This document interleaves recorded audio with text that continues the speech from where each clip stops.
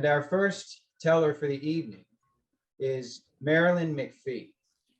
Marilyn has performed stories all over San Diego County, as well as other states around the country, including the largest storytelling festival in the world, actually, in Jonesboro, Tennessee, which happens every October.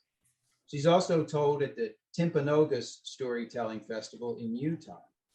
Internationally, Ireland and Scotland have also been graced with her tales. And so her wit, her style, and her way with words will sure to entertain you today. Please welcome Marilyn McPhie. Thank you, Fred. It's always a delight to be involved with Tellabration. It's one of my favorite storytelling events. Once, many years ago, on the island of Skye, a group of girls went out to pick berries. It was a wonderful afternoon as they walked along, picking berries, talking, laughing, singing. But one of the girls, she was a little more serious about the picking of the berries than the others. The other girls, well, I have to tell you that as many berries ended up in their mouths as ended up in the baskets. But this girl, she had heard that the sweetest berries are further up the mountain. So she followed the path up and up and up, picking berries as she went. Finally, her basket was full, and she looked around and she didn't see any of her friends. And she didn't recognize the path. It seemed suddenly unfamiliar where she was. And the sun was setting, and the mist was rising all around her. And for a moment, she was frightened because she realized that she was lost. What was she to do? If she stayed there overnight in the forest, well, there were wolves about and other ferocious creatures. But if she continued to walk in the darkness, she might stumble and fall into a ravine.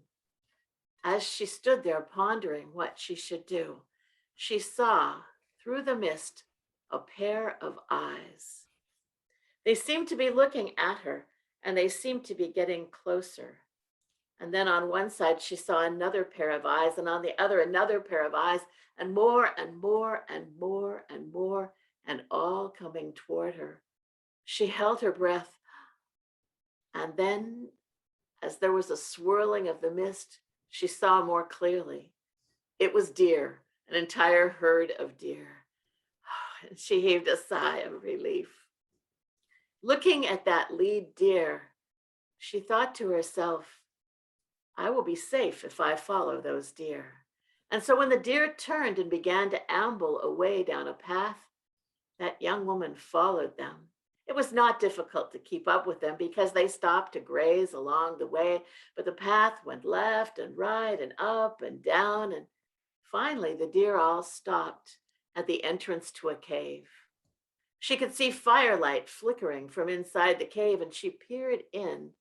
And there she saw a fire, and seated near the fire on a couple of stone benches were an old man and an old woman, an ancient man and an ancient woman. They were staring into a rock pool on the floor of the cave. And when the woman sensed that the girl was there at the mouth of the cave, she turned and said, Why are you here, child? What business have you with us? And the girl said, I was picking berries and I got lost and it's dark and the deer led me here. Can I stay here for just one night? The woman looked at the man and he shook his head. She looked back at the girl and said, No.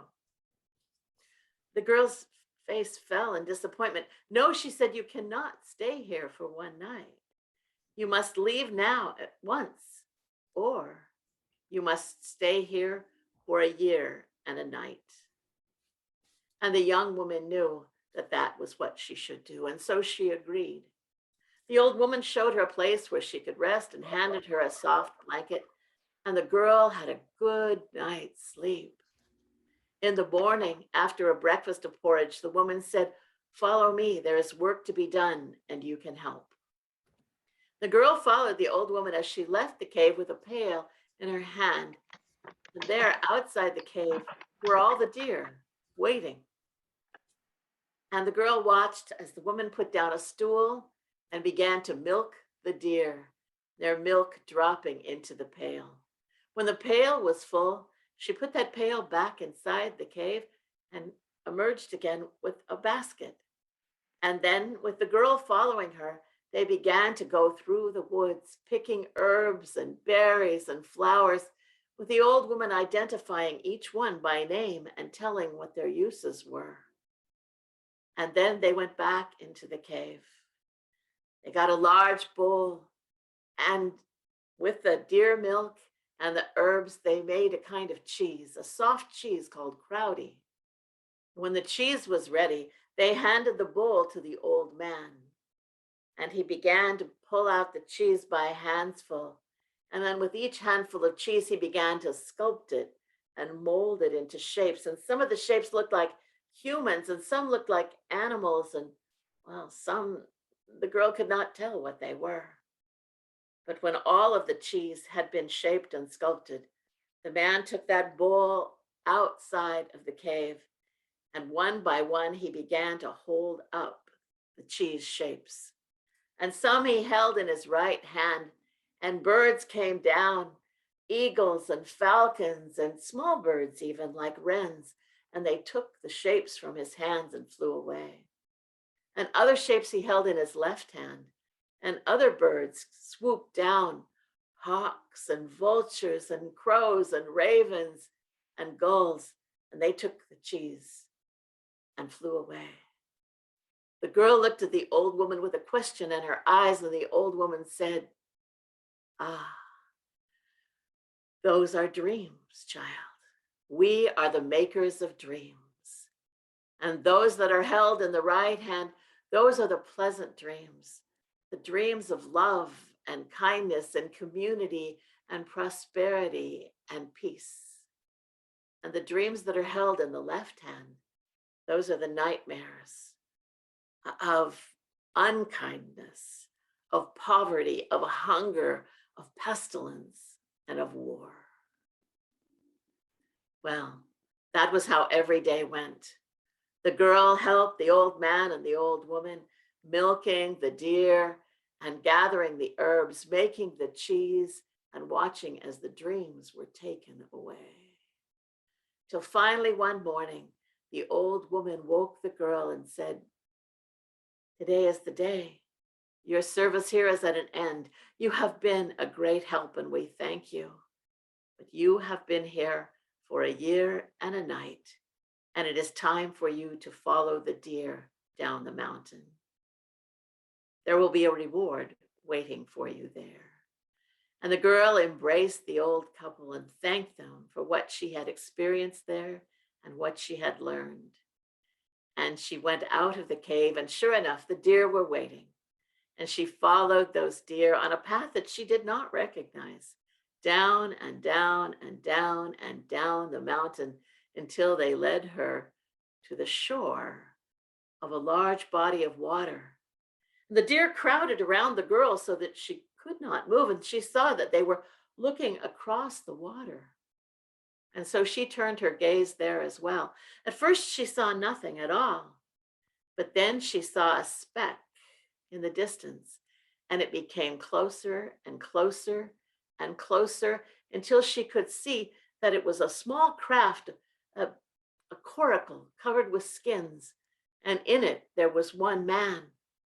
And as the coracle came closer, she could see that he was young and handsome. And the clothes he wore were fine, and he had a golden necklace around his neck that indicated nobility, royalty. And finally, when the coracle came up on the sand of that shore, that young man leapt out of the boat and ran over to her, splashing through the water. He looked at her and he said, "Ah, at last I have found you. I have dreamed of you every night for a year and a night. And in those dreams, I have fallen in love with you. Come with me. Come with me across the water and back to my kingdom, where we will be married. And in time, I will be the king and you will be queen." Now, I do not know whether that young woman had been dreaming of him for a year and a night. But what I can tell you is that in that moment, as she looked into his eyes, she fell deeply in love. And so she took his hand, and the two of them stepped back into the coracle and went across the waves, across the water, until they got to his kingdom. And there they were married. And as he had said, in time he became the king, and she became the queen. And all the people of that kingdom, they loved and revered their queen.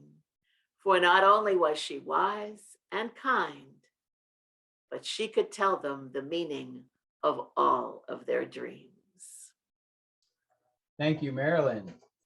I'm happy to hear your emphasis on the kindness there. It turns out today is National Kindness Day. So what a wonderful, appropriate theme to have in your story. And that's Marilyn McPhie. I told you you would be entranced by her. I certainly am.